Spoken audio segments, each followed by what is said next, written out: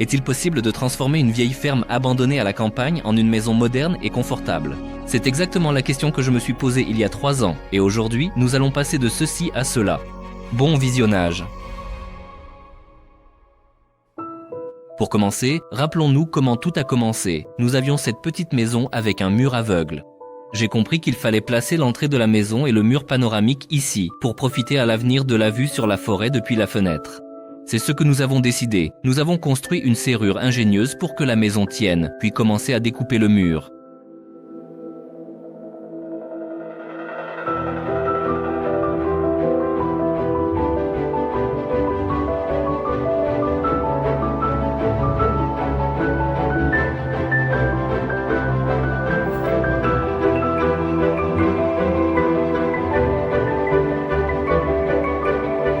Il est vite devenu évident qu'une terrasse était indispensable ici. C'est pourquoi, d'abord, nous avons coulé des supports en béton et commencé à construire l'ossature, car la terrasse devait être couverte.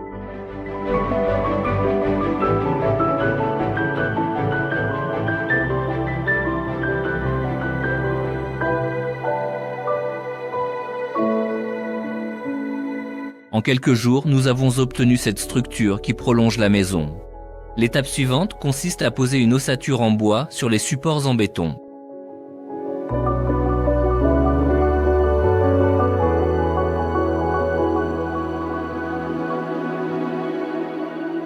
Et voilà, 2 jours plus tard, l'ossature est prête et nous la recouvrons de chutes de lames de terrasse que nous avons achetées au prix du bois de chauffage à l'usine.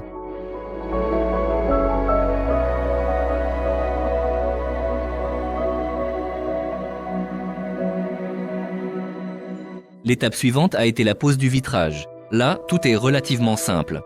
Nous avons donné des dimensions précises à nos amis et 1 mois plus tard, nous avons reçu la solution prête à être installée à sa place. Selon le projet, tout ce mur sera panoramique. À gauche se trouvera la porte d'entrée et au centre, dans un avenir proche, nous installerons une grande porte accordéon que l'on pourra ouvrir pendant la saison chaude pour créer un grand espace réunissant la terrasse et la pièce. Mais cela, ce sera dans le prochain épisode. Le plan pour l'épisode d'aujourd'hui est de terminer la décoration de la terrasse.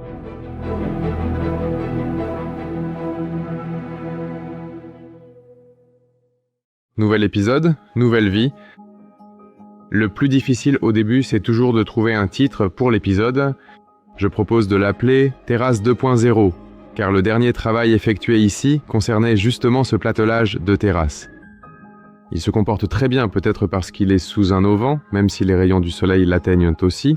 Et nous travaillons ici en permanence. Cela fait déjà 3 ans que nous marchons ici en bottes, que nous travaillons, et tout va bien. Il ne nous reste plus qu'à tout embellir joliment ici. Pour cela, nous mettons de l'ordre maintenant, nous nous installons et nous allons monter là-haut. En anticipant un peu, je dirais qu'au final, le nom de code de cette série s'est avéré être Grus. Je ne sais pas pourquoi, c'est juste que quelqu'un a appelé les cigognes des grues au bon moment, et ce nom est resté. Et une fois qu'un nom s'impose, il est difficile d'y changer quoi que ce soit, il est bien plus simple de l'accepter. C'est ainsi qu'a commencé l'histoire appelée Grus. Après avoir enlevé tout ce qui était superflu et pris les mesures, nous nous sommes mis à dessiner le design.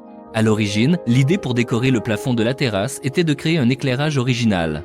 Au cours du processus, nous avons décidé de choisir non pas simplement un motif décoratif, mais des oiseaux, afin de créer une impression de légèreté et de féerie. Et notre choix s'est porté sur les cigognes, car la cigogne est l'un des symboles de la Biélorussie, incarnant la paix, le bonheur et le bien-être familial. Sa signification est liée aux croyances populaires, où il est considéré comme un oiseau sacré, l'esprit protecteur de la maison et le présage d'événements heureux, apportant harmonie et prospérité à la famille.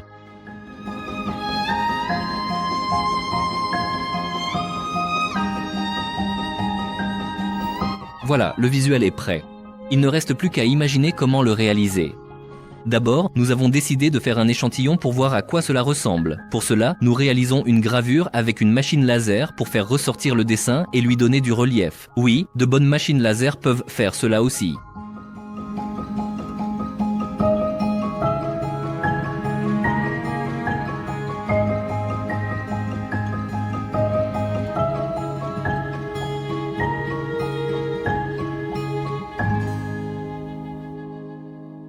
L'étape suivante consiste, à l'aide d'une fraiseuse CNC, à découper une autre couche un peu comme un contour.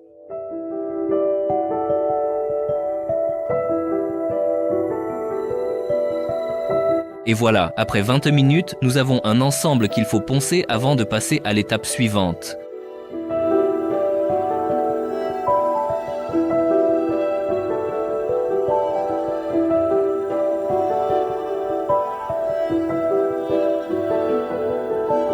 On nous a demandé de réaliser un essai de peinture de cette grue sur du contreplaqué. C'est un élément de décoration pour le projet Kutor et nous allons le peindre avec des peintures Metaplex. Il s'agit d'un revêtement métallisé qui, une fois sec, est poncé, poli et donne un fini avec un éclat métallique miroir. Dans ce cas, la couleur est cuivre. Nous avons déjà essayé ces compositions sur d'autres projets. Nous avons aimé cette peinture et nous voulons aussi l'utiliser sur le projet Kutor avec cette technologie. C'est pourquoi nous faisons un essai de peinture. Si tout se passe bien et que nous obtenons l'approbation, nous peindrons alors tous les autres éléments. Je pense que ceux qui suivent le projet savent que nous utilisons ce matériau depuis plusieurs années déjà, et c'est vraiment une découverte. Au départ, nous voulions obtenir un métal naturel comme réflecteur, mais il est évident que cela coûte très cher, et cette peinture est tout simplement la solution idéale. Car après le polissage, nous obtiendrons ce fameux métal naturel. Je le répète, ce n'est pas la couleur du cuivre, c'est bien du cuivre, qui est appliqué à l'état liquide puis poli. En fait, selon notre idée de départ, nous avons besoin de laiton, pas de cuivre. Mais pour le test, nous avons pris ce que nous avions, et il nous restait de la peinture cuivrée. Notre petite grue a séché, la nuit est passée, et maintenant nous allons ombrer toutes ces cavités avec une patine foncée. C'est-à-dire que nous allons saupoudrer maintenant avec de la patine. Nous allons poncer et polir le haut de la tête. Et ces endroits, pour qu'ils restent bruns, nous les remplirons de patine. Ce sera plus beau ainsi. Bon, représentons les choses de cette façon. On applique une fine couche de patine en pulvérisant le produit avec un débit minimal pour limiter la quantité de matériaux déposés sans tout recouvrir de peinture. Il suffit de l'épousseter.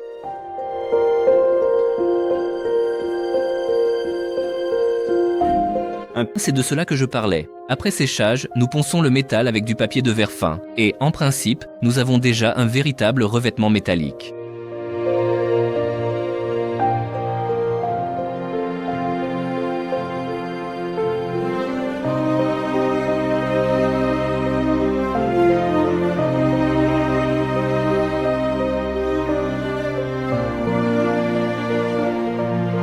Voici notre grue d'essai terminée. Et en principe, cette qualité nous convient. Ici, nous n'avons pas poli la surface. Nous nous sommes arrêtés au ponçage avec un abrasif 2000 sur une petite mousse comme celle-ci, car nous voulions un aspect un peu vieilli. Donc, je ne vois pas l'intérêt de polir davantage. Je suis déjà satisfait. Un bel éclat miroitant, semi-mat. Je pense que cela nous convient parfaitement. Comme vous vous en souvenez, nous devons assembler une sorte de sandwich. Nous appliquons une teinture foncée sur la couche finale, puis un vernis mat par-dessus.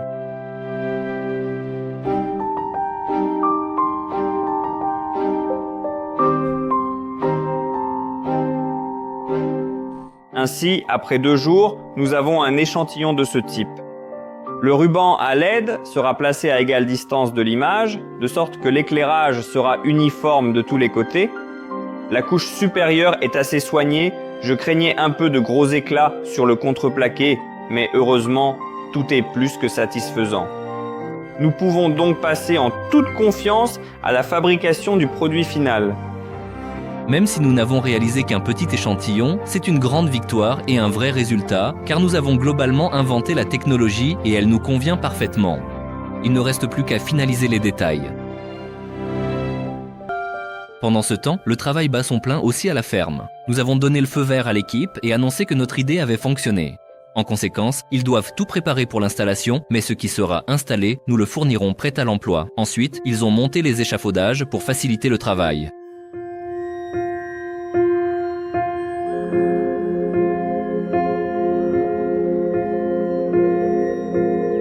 Nous allons passer aux prochaines opérations, comme ces poutres apparentes, par exemple. Ceci, cela, tout cela sera visible. Nous nettoyons et appliquons une teinture. Et nous avons aussi, comme nous l'avions déjà fait auparavant, une tâche pas très agréable pour nous, le lambrissage du soffit de la planche de rive, ici aussi. C'est pourquoi, maintenant, nous allons probablement procéder ainsi et poser le soffit, non pas à l'horizontale, mais en suivant l'angle de notre système de chevron. Je pense que ce sera plus joli ainsi. En parallèle, il est également nécessaire de monter l'ossature pour le revêtement des murs. L'étape suivante consiste à préparer l'ancien mur pour la nouvelle décoration.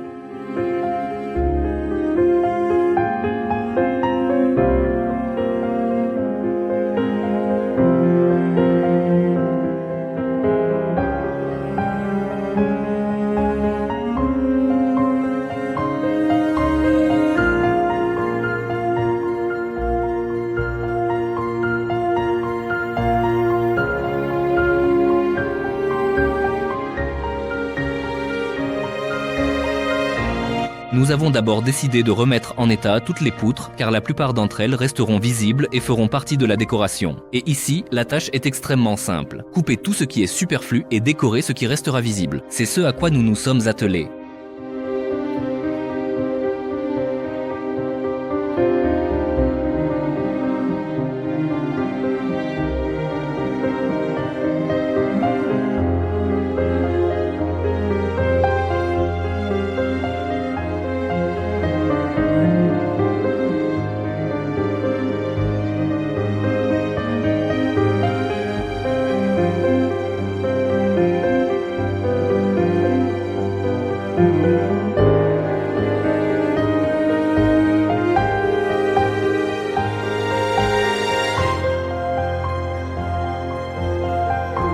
Et ici, malheureusement ou heureusement, nous n'avons pas de projet prêt à l'emploi que nous suivons méthodiquement.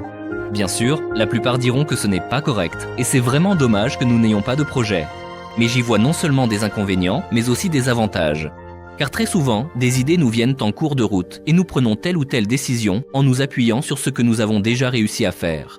Pour le dire simplement, si j'avais réalisé le projet de la maison et son design dès le début, il y a 3 ans, je n'aurais certainement pas imaginé cette solution avec la terrasse. Car à l'époque, je ne connaissais même pas l'existence de matériaux qui ont joué un rôle clé dans la décoration. Un peu de patience et vous comprendrez de quoi je parle.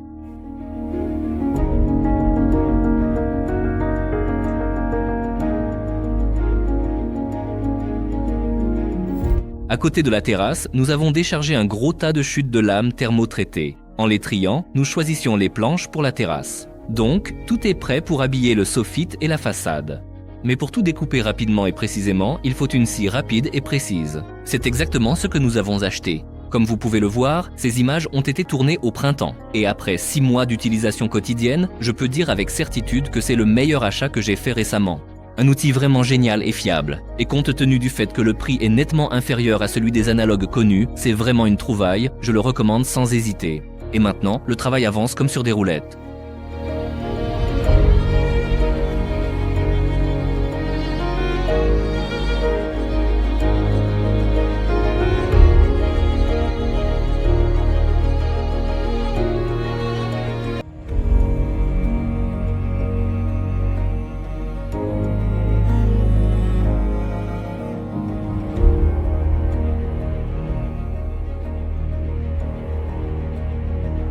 Comme vous pouvez le voir, nous ne traitons en aucune façon ces éléments en bois. En fait, il s'agit de bois thermotraité. Il ne craint pas l'humidité et on peut sans problème le laisser sans protection. Mais au soleil, bien sûr, il finit par se décolorer. C'est justement l'idée. Au final, on veut obtenir un aspect naturel et vieilli pour la maison. Et le bois thermotraité non protégé remplit parfaitement cette fonction.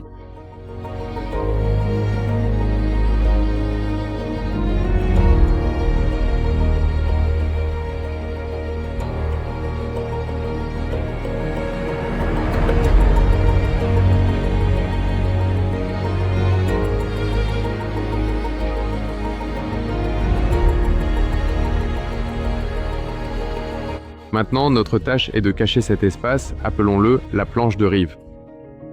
Pour cela, nous avons fabriqué à l'atelier ces petites planches de la largeur dont nous avions besoin. Nous démontons maintenant les échafaudages, nous les déplaçons de ce côté et nous allons fixer notre planche de rive. Et ici encore, on fait avec ce qu'on a. Et surtout, c'est la débrouillardise, elle est toujours à portée de main. D'abord, nous appliquons la planche sur la forme complexe du bord du toit et nous dessinons le relief au crayon.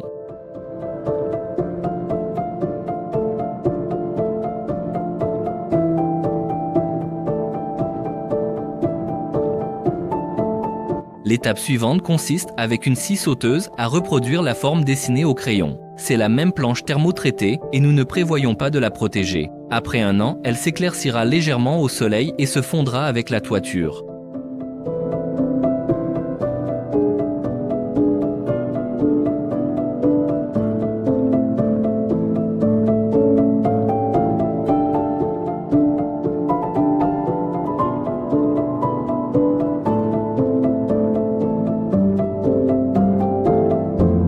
Comme vous pouvez le voir, la planche de rive n'a pas une forme des plus simples. Et d'un côté, elle rappelle un petit sapin qui épouse parfaitement la forme du toit et finit par masquer le bord inesthétique.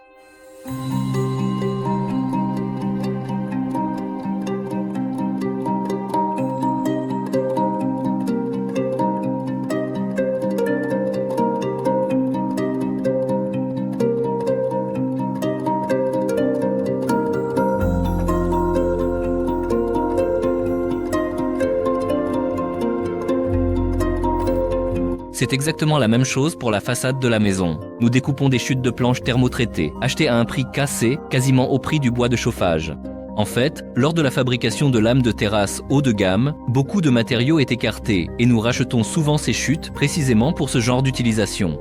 Au fond, il s'agit du même matériau de qualité, avec les propriétés du bois thermotraité, mais avec quelques particularités comme des fissures et des nœuds, qui pour nous sont un atout, car ils créent l'effet recherché d'une vieille cabane en bois.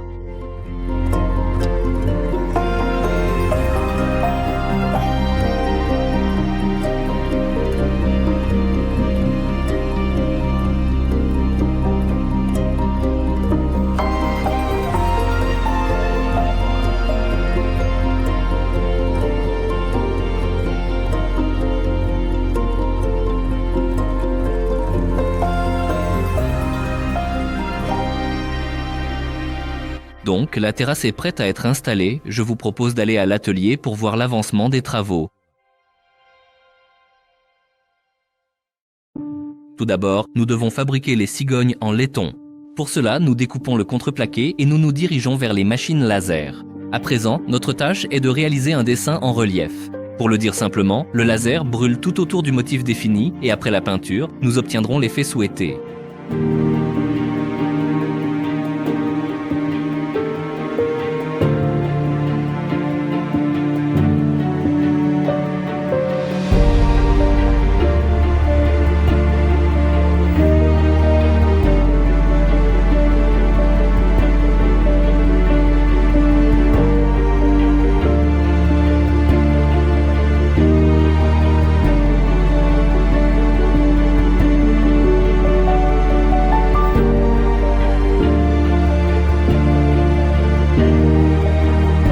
L'étape suivante consiste à prendre du papier de verre et à poncer les pièces en éliminant les traces de brûlure.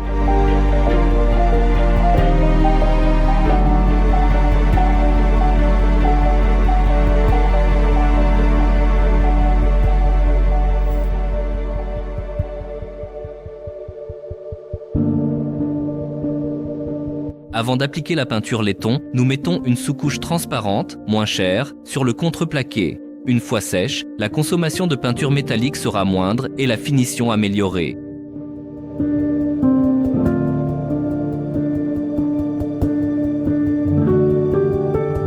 Pour finir, nous appliquons une patine noire, mais cela pourrait aussi être une simple peinture noire. André a expliqué et montré en détail tous les processus d'application, donc nous n'allons pas nous répéter.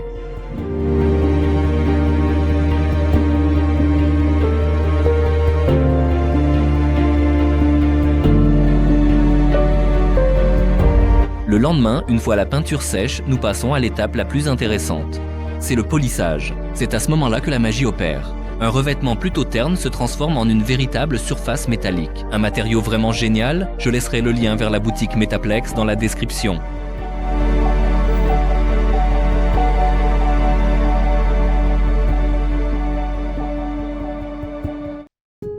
Une fois que la pièce brute est polie et brille d'une noble couleur métallique, il faut mettre cela en valeur à l'aide d'un éclairage. Nous fixons un profilet en aluminium tout autour du périmètre, puis nous y installons un ruban LED. Pour finir, il ne reste plus qu'à alimenter le tout en électricité et la moitié du sandwich est prête, mais il faudra encore travailler sur la seconde moitié. Tout d'abord, nous ponçons soigneusement le contreplaqué grand format.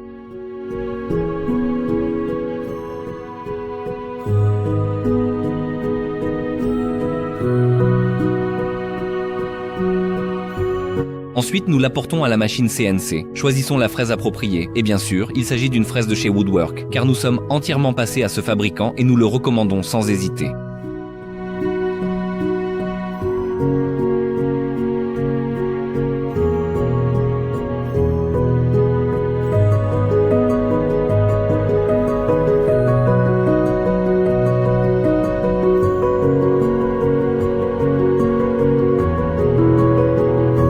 Et voilà, après 20 minutes de fraisage, nous obtenons un nouveau puzzle. Et encore 15 minutes plus tard, un autre puzzle, plus simple cette fois. Et ainsi, 12 fois de suite. Oui, pour obtenir un dessin complet et recouvrir toute la terrasse, nous avons dû diviser la composition en 12 morceaux distincts. Mais la principale difficulté réside dans le fait que tous ces éléments sont reliés par des lignes communes, et si l'on se trompe ne serait-ce que de quelques millimètres, cela gâchera toute la composition. Nous espérons vraiment que l'échat ne s'est pas trompé et nous envoyons les pièces à poncer. Ici, tout est relativement simple. Nous avons choisi dès le départ un contreplaqué de moindre qualité afin qu'il ressemble davantage à du bois avec des nœuds et d'autres défauts. Par conséquent, le ponçage et la finition sont réduits au minimum, mais restent tout de même nécessaires.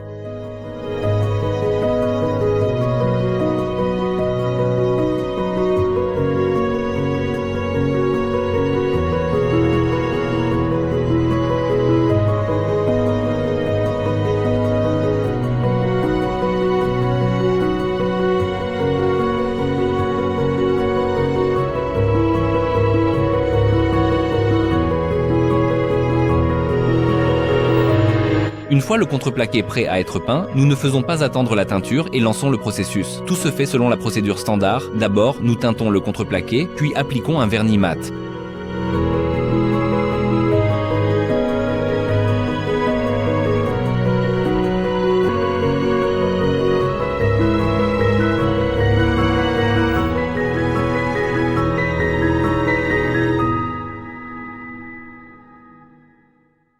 Le lendemain, lorsque le vernis a séché, c'est le moment de l'essayage. C'est pour cela que tout a été fait. Et regardez-moi cette beauté.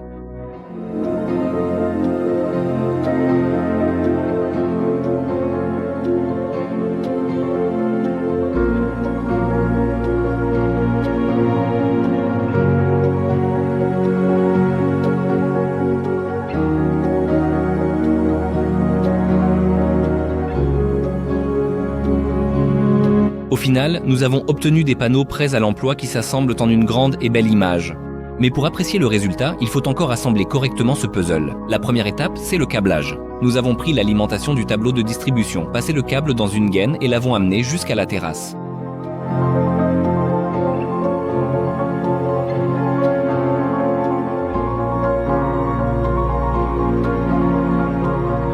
L'étape suivante consiste à installer les panneaux prêts à l'emploi un par un.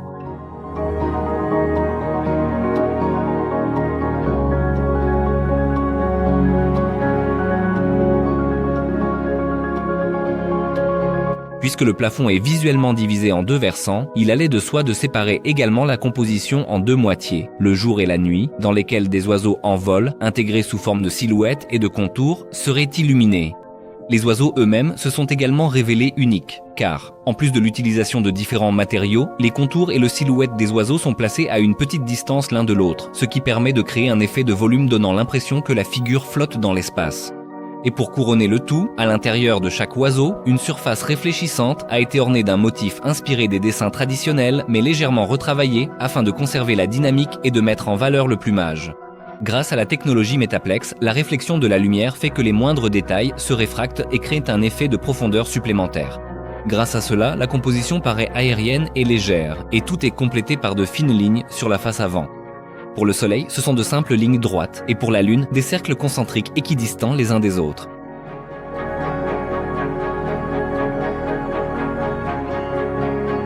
En réalité, même si nous avons déjà évalué le résultat et que l'apparence nous convient parfaitement, c'est un moment assez excitant, car il reste difficile de savoir à quoi ressemblera l'ensemble de la composition une fois installée sur la terrasse.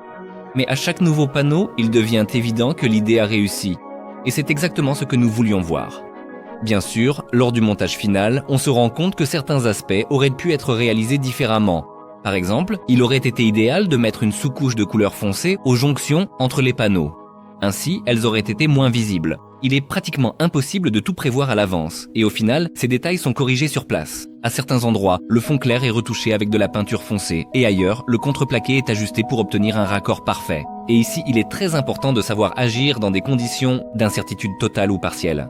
Et à chaque nouveau projet, nous améliorons progressivement, de mieux en mieux, cette compétence. Une fois que tous les panneaux sont soigneusement installés, on peut alors passer à la finition minutieuse des champs ainsi que des autres surfaces adjacentes. Et c'est l'une des étapes les plus agréables, lorsque chaque planche fixée devient l'élément final et que le puzzle s'assemble complètement.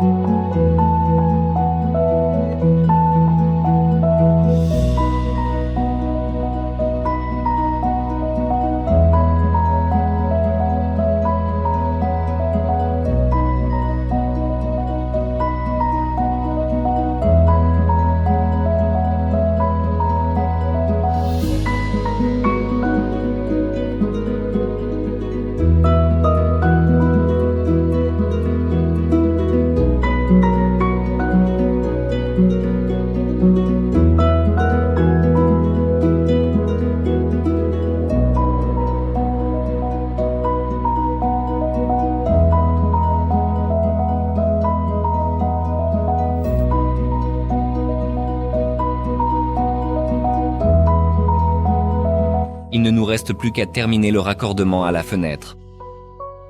C'est pourquoi, à l'atelier, nous avons déjà découpé les planchettes à la bonne taille, celle dont nous avons besoin pour masquer ce raccordement, la mousse. Et après cela, on peut tout démonter et l'ensemble commencera à prendre forme.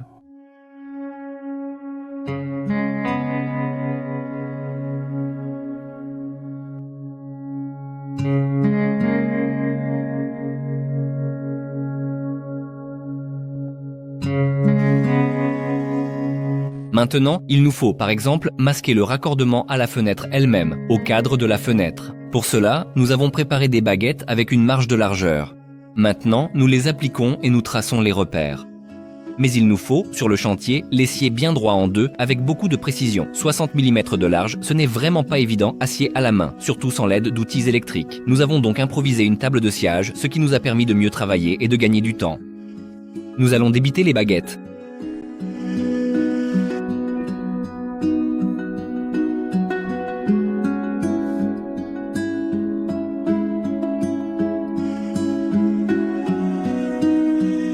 Voilà, on croirait que tout est fini. Il suffit d'allumer la lumière et profiter du résultat. Comme on le sait, le diable est dans les détails. Et il m'a semblé qu'il manquait un peu de détails. C'est pourquoi nous repartons à l'atelier et lançons la CNC. En fait, après l'installation des panneaux, les supports de la terrasse eux-mêmes paraissaient trop simples et leur taille semblait déjà un peu petite. C'est alors que l'idée est venue de les embellir avec ce genre de revêtement sur tous les côtés. En réalité, nous nous sommes vraiment donné du mal avec la terrasse, car on suppose que c'est ici que l'on passera la majeure partie du temps. Je pense que ce motif a dû sembler familier aux spectateurs réguliers. En effet, nous avions réalisé des panneaux similaires pour décorer la salle de bain et une fois qu'ils ont été éclairés, je suis tout simplement tombé amoureux de ce tableau. C'est pourquoi je n'ai pas vraiment réfléchi à la façon de décorer les supports. D'ailleurs, le fichier était prêt depuis longtemps. Et nous découpons à nouveau l'ornement biélorusse. En réalité, c'est une technique assez simple, mais en même temps très spectaculaire. On prend une planche plus épaisse et on fraise directement le motif dedans. Pas besoin de colle, d'ajustement ou de complications. Bien sûr, à condition d'avoir une CNC.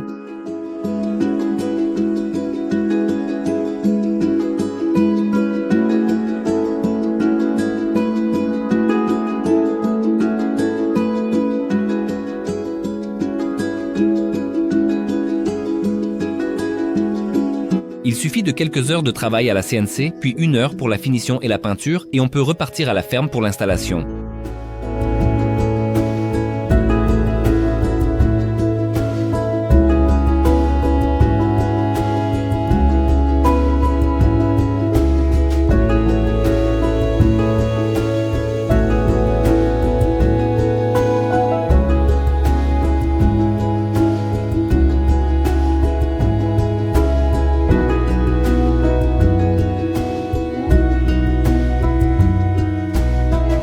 Ici, tout est extrêmement simple, car dès le départ, nous avons assemblé des caissons prêts à l'emploi, qui encadrent parfaitement les colonnes, comme vous le voyez à l'écran.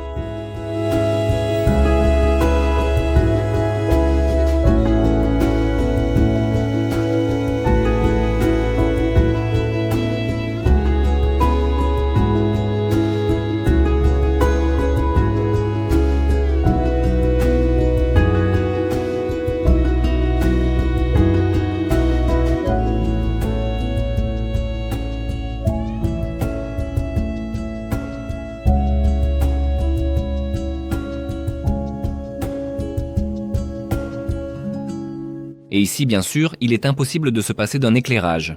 Parce que laisser un tel motif sans mise en valeur par la lumière, ce serait un crime. Et nous, en bons citoyens, nous ne les inondons pas sur les ampoules.